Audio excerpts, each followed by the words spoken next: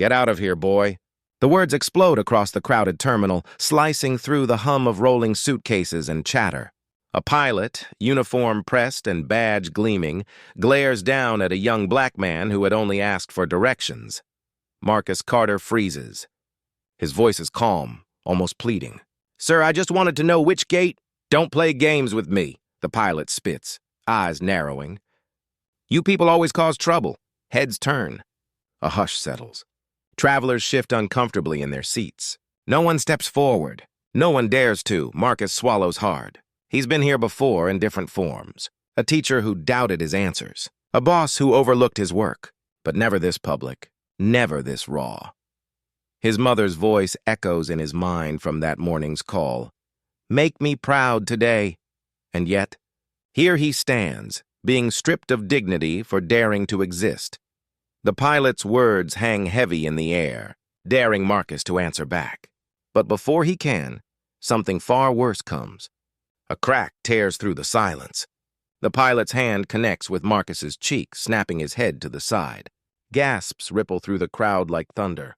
A woman drops her coffee. A child tugs at his mother's sleeve, whispering, "Why did he hit him?" Marcus stands stunned. The sting burns, but the humiliation cuts deeper. He touches his face, eyes wide. I didn't do anything." The pilot sneers, shaking his hand as though brushing off dirt. "You should have known your place." Shock paralyzes the crowd. Some whisper in horror, others pretend not to see. A few smirk as if entertained. The sound of that slap lingers in the air, louder than the intercom, louder than the rolling luggage. Marcus is left trembling, his world turned upside down in front of strangers who will walk away unchanged, but not all of them. One by one, phones rise into the air. Screens glow. Fingers tap record. Some passengers look horrified, whispering, "This is wrong." Someone stop him. Others smirk, murmuring, "Finally, someone put him in his place."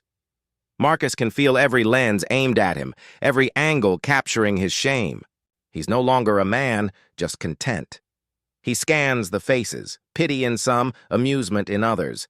None step forward. No voice defends him. He wonders, will this be just another viral clip, another moment of injustice replayed and forgotten? Or will someone, anyone, dare to stand with him? The world feels heavy, each second dragging like hours. Marcus's cheek still throbs, but it's the silence that crushes him. He lowers his gaze, not out of guilt but survival. His chest rises and falls as he fights the urge to shout. Every instinct screams to defend himself, but he knows the cost. In the corner, a man whispers, "He must have done something."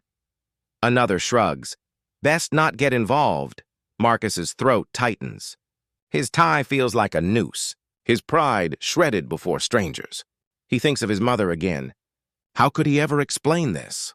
He grips his suitcase handle like an anchor, willing his trembling body not to collapse. The pilot, smug and towering, watches with satisfaction. For him, it's over. For Marcus, it has only begun. "Pathetic," the pilot mutters, loud enough for everyone to hear. He adjusts his cap, shoulders squared with arrogance. He spits one last insult under his breath, too quiet for most to catch. But Marcus hears every poisoned word. Then he turns, striding away, leaving Marcus standing frozen. The crowd parts for the pilot, clearing a path like royalty passing. No one questions him. No one stops him. Marcus remains, his dignity scattered like broken glass. All eyes remain on him, but no hand reaches out. And yet, deep inside, a storm begins to brew. Marcus looks down. His hands shake violently, caught between rage and restraint. His jaw clenches. His eyes blur. He wants to scream, to fight back, to demand respect. But instead, he whispers to himself, trembling, "Not like this. Not today." The silence is unbearable. His heart pounds louder than the airport announcements. Something is coming, and it will change everything. Imagine standing there, humiliated for nothing but asking a question. Imagine being slapped in front of hundreds while the world just watched. Would you have stepped in? Would you have spoken up? Or would you have stayed silent like the rest? Today's the day. Marcus whispered the words to himself as the alarm buzzed before dawn. He rose without hesitation, suit laid out crisp on the chair, shoes polished to a shine. Confidence carried him as he straightened his tie in the mirror. The sun had barely broken the horizon, but his mind was already racing with possibilities. A new client. A chance to prove he belonged at the table where power and opportunity sat. He didn't know, couldn't know, that by sundown that same suit would feel like a prison, and his voice silenced before strangers. Marcus Carter, 28, a tech consultant whose world was built on discipline and control. Every line of his jacket, every shine on his cufflinks was intentional. Armor against judgment he faced daily. He believed respect could be earned, that resilience could silence doubt. Behind his calm smile lived a man who had clawed his way into rooms others thought he'd never enter. To the world, he was sharp, collected, untouchable. But inside, Marcus carried stories no polished surface could hide.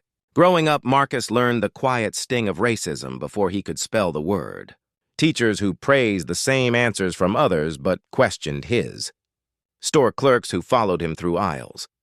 Friends' parents who smiled politely but whispered when he left. He never fought back. Instead, he learned silence. Work harder. Be twice as prepared. Never give them a reason. Those scars didn't show on his skin, but they shaped every decision. His discipline wasn't a habit, it was survival. On the drive to the airport, Marcus called the one person who kept him grounded. "Morning, Ma." Her voice, warm and steady, replied, "Big day today, huh?"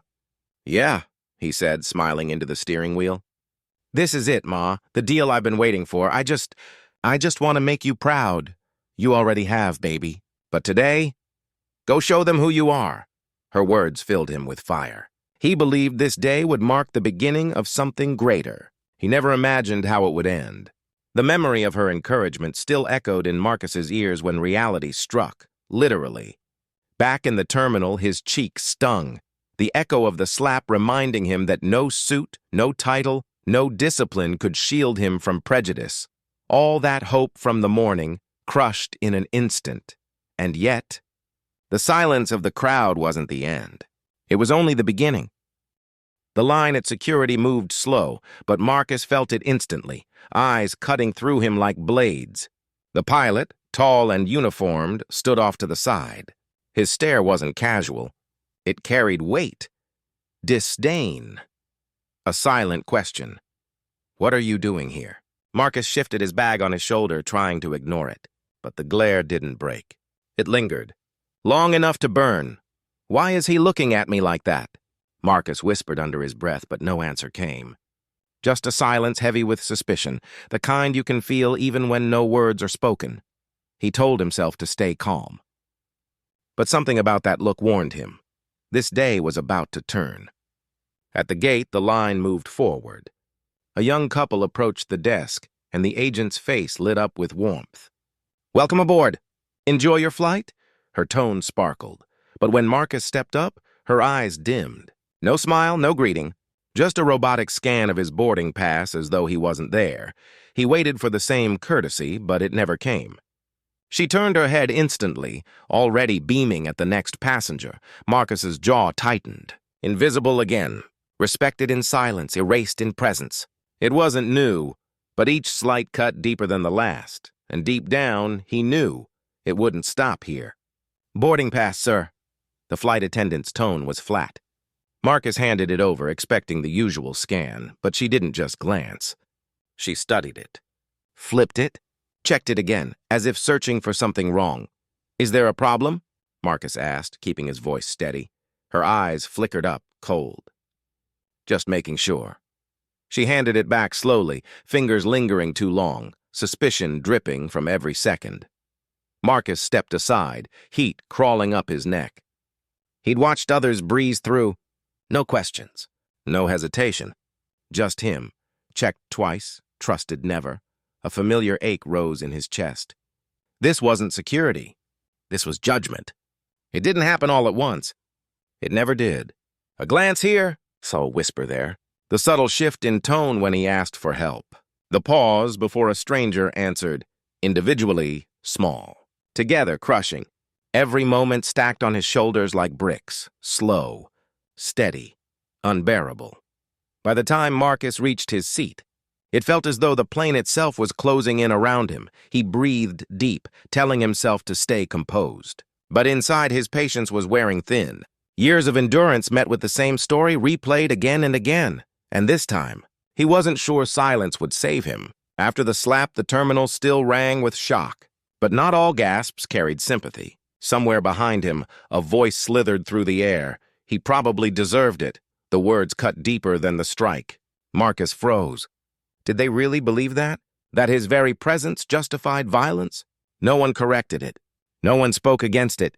The whisper lingered, feeding on silence, confirming the crowd's complicity. Marcus's throat tightened. His heart pounded. And in that moment, the weight of every injustice he'd endured pressed down at once. "Sir, we need you to calm down." The words came sharp, clipped, not aimed at the aggressor, but at Marcus.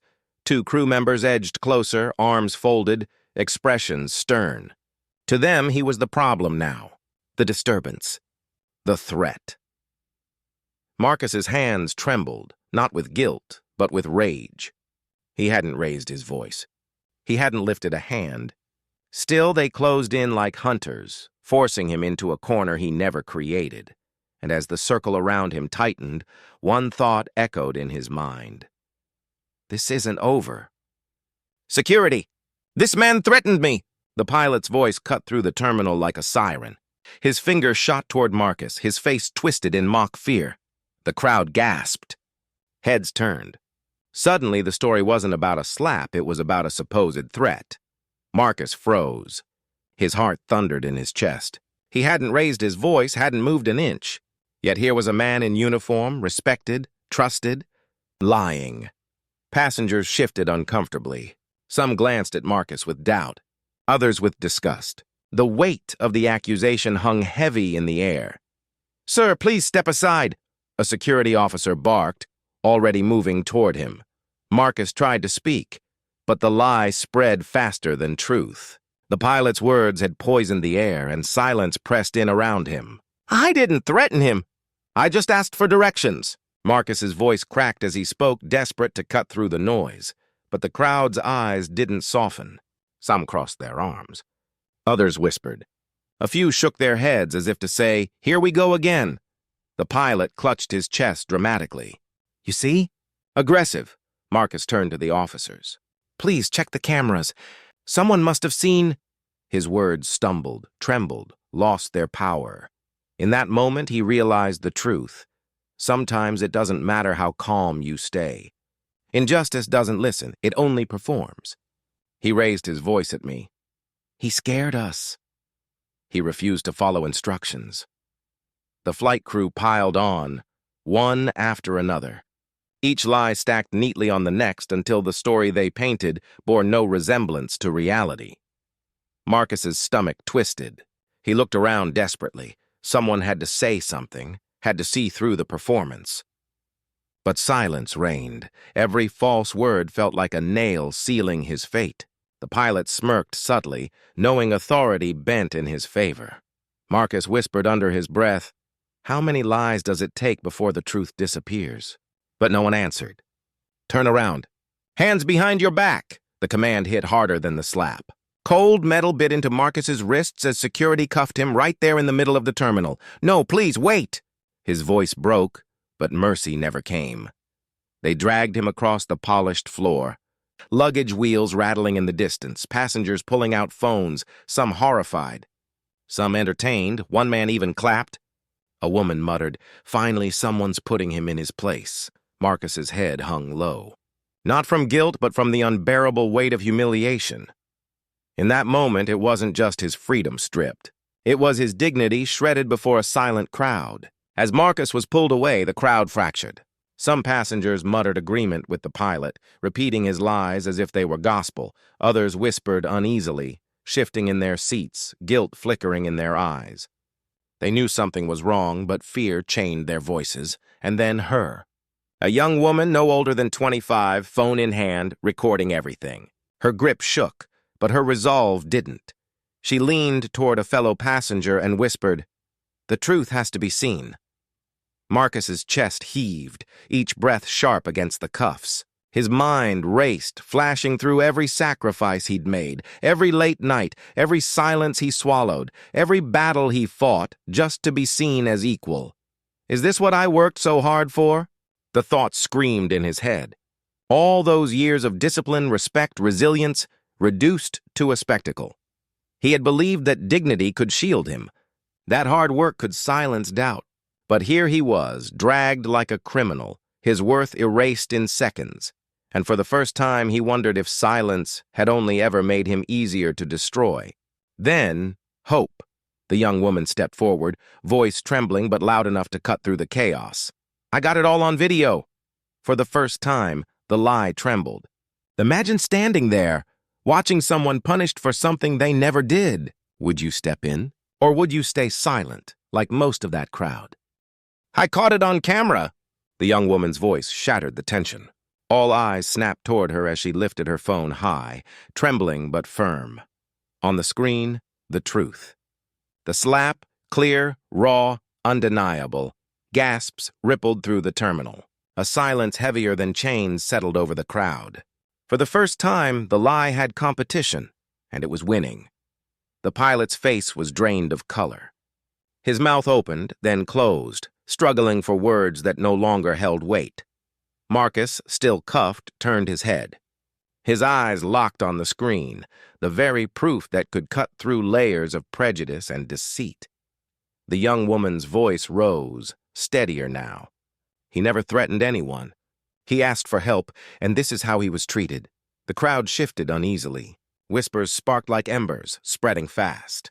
The performance was unraveling, and for the first time Marcus felt the ground tilt back in his favor. But the question was, would truth be enough to shatter the lie? He didn't do anything wrong, someone murmured. I saw it too. She's right. The whispers grew into voices, passengers speaking out one after another. The tide that had been silent was finally stirring. Phones came out. Screens lit up. The lie was cracking in real time, truth spilling into the open. Security hesitated. The same officers who had grabbed Marcus now looked uncertain, their grip loosening slightly on his arms. The air changed. For the first time since the ordeal began, Marcus wasn't alone. But the louder the truth grew, the more desperate the liar became. He provoked me, the pilot stammered, voice cracking as he pointed at Marcus. He was aggressive. You didn't see But his words fell flat. Doubt filled the air. Passengers exchanged looks. Some shook their heads. Others muttered, liar. The once confident pilot now stumbled, his authority dissolving with every desperate syllable. Marcus watched, cuffed but no longer invisible, as the mask slipped. Power, once absolute, was now dripping through the pilot's fingers. Still, Marcus knew, liars don't go down without a fight. He lifted his head, shoulders squaring against the weight of humiliation. His voice cut through the noise, clear and unshaken. This is the truth, and I won't let you bury it. Every word landed heavy, carried not just by anger but by years of swallowed silence, years of restraint that had finally run out. I stood here in chains while you lied. But this... His eyes flicked toward the young woman's phone. This is proof. Proof that no matter how much you try to twist it, justice has a way of fighting back. The crowd leaned in, hushed. For the first time, Marcus wasn't just defending himself. He was declaring war on the lie, and everyone knew it wasn't over yet. A voice shouted, "Let him go!" Another echoed, "This is wrong!" The silence shattered into uproar, a chorus rising against the injustice. Security wavered. Their grip faltered. The balance of power, once firmly against Marcus, was shifting before everyone's eyes. Hope surged, fragile but fierce, as the crowd turned from spectators into witnesses. And in that fragile moment, one truth became clear. The fight was no longer Marcus's alone. Escort him out! The command didn't target Marcus this time. Gasps erupted as security turned on the pilot, snapping cuffs over his wrists. His protests were frantic, desperate. This is a mistake. He threatened me, but no one listened. The same man who wielded power through lies was now dragged across the terminal floor, his authority stripped bare. Passengers who once stayed silent now stared with unflinching eyes, some even clapping as justice flipped the script. Marcus, still standing in chains, felt the bitter irony. Humiliation returned to its rightful owner. Yet even in that reversal, he carried the scars of what had already been done. The crowd leaned forward, restless, sensing that this was only the beginning. Executives rushed in, suits stiff with panic. One bowed his head, words spilling fast. "On behalf of this airline, we are deeply sorry. What you endured was unacceptable. There will be accountability." The apology rang louder than the intercom, forcing the entire terminal to stop and listen. For once, the institution that ignored him was forced to bend. Marcus didn't answer. His silence said enough. Whispers turned into gasps as the fallout spread. Crew members who had sworn false accusations now faced exposure. "She lied too," someone pointed out. Another added, "And him, he backed the story." Executives moved quickly. Uniforms were stripped, ID badges collected. Each dismissal was a public undoing of the web that had tried to bury Marcus. The same lies that almost destroyed him were now destroying their makers. The crowd's mood shifted. Cheers rose. Phones recorded every second, broadcasting his vindication to the world. "You're a hero," a stranger's voice cut through, raw and emotional. Marcus stood taller, not because the chains were gone, but because the weight of silence finally lifted. He turned, voice steady, words cutting deeper than any slap ever could. "You tried to silence me with your hand," but the truth spoke louder. The terminal fell silent, the line echoing in every ear. Impossible to forget. And in that silence, one question lingered. How many others had been silenced before him? What if that slap had landed on you? Not because you shouted, not because you fought, but because of the color of your skin or the way someone decided to see you. Imagine standing in a crowded terminal, hands in chains, while strangers whispered that you probably deserved it. Imagine the humiliation of being punished for nothing but existing. It's easy to watch Marcus's story and shake your head. But what if this wasn't just a story? What if tomorrow it was you? This isn't just Marcus's fight. It's yours too. Every voice raised in the comments, every story shared is proof that silence won't win. Write how you feel. Speak what you've seen. Because in this space, your truth matters. And maybe, just maybe, the words you leave here will give someone else the courage to stand tomorrow. One voice can be ignored. 1,000 voices cannot. Marcus's pain is a reminder, but your unity is the answer. Racism and discrimination thrive in silence, but they fall when people speak together, so don't let this end when the video fades. Share it, comment, stand with him, and with everyone who's been silenced before, because together we rise. And the world has no choice but to listen.